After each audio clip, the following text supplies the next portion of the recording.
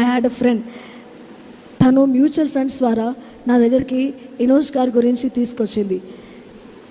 ఆయన గురించి నేను సర్చ్ చేయడం స్టార్ట్ చేస్తే they were hour long friends.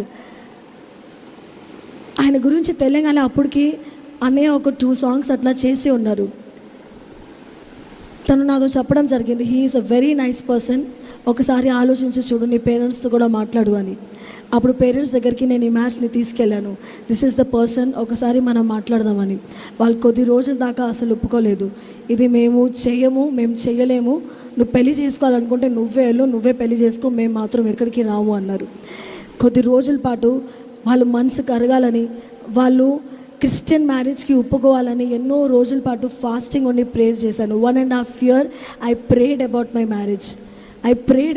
Marriage. దేవుని నిర్ణయంలో జరగాలి, దేవుని చిత్తం ప్రకారంగా జరగాలి, దేవుని ప్రణాళిక చప్పున జరగాలని నేను ఎంతగానో ప్రార్థన చేశాను.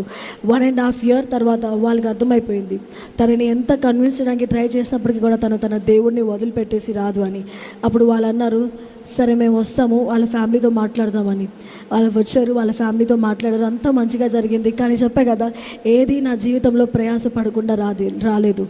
1.5 years I work for it. 1.5 years ఎంతగానో పోరాడాను.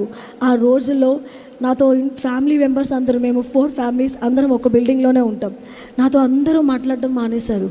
ఎందుకంటే క్రిస్టియన్స్ గురించి ఒక మాట ఉంటుంది కదండి, మతాన్ని మార్చేస్తారని. తనతో మాట్లాడితే మన మతాన్ని కూడా మార్చేసిద్దేమో, మనల్ని కూడా మార్చేసిద్దేమో అని నన్ను అందరూ బాయ్కాట్ చేశారు. ఎవరు నాతో మాట్లాడట్లేదు. అలాగే రూమ్లో కూర్చొని ఉండేదాన్ని. ఎప్పుడు పొద్దున అవుతుంది, ఎప్పుడు రాత్రి అవుతుంది నాకు తెలిసేది కాదు. ఎంతగానో ఏడ్చేదాన్ని.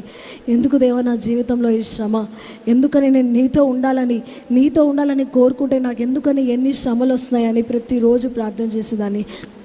కానీ దేవుడు అప్పటికప్పుడు నాతో ఆయన వాక్యం ద్వారా మాట్లాడుతూనే ఉన్నారు.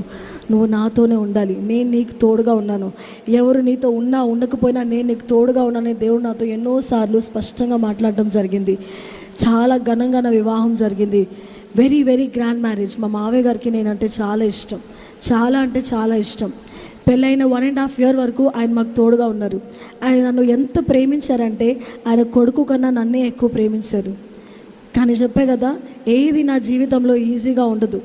1.5 years తర్వాత కోవిడ్ వచ్చింది. దేవుడు ఆయనని కూడా తీసుకెళ్ళిపోయారు. ఎంత ఏడ్చాను నేను. ఎందుకు దేవా, నా జీవితంలో నువ్వు మా మావయ్య గారిని ఒక సెక్యూరిటీగా ఉంచావు కదా, ఆయన నా భద్రత కదా, నా భద్రతని నువ్వు ఎందుకు తీసుకెళ్ళిపోయావని ఎన్నో రోజులు ఏడ్చాను. కానీ దేవుడు నాతో అప్పుడు కూడా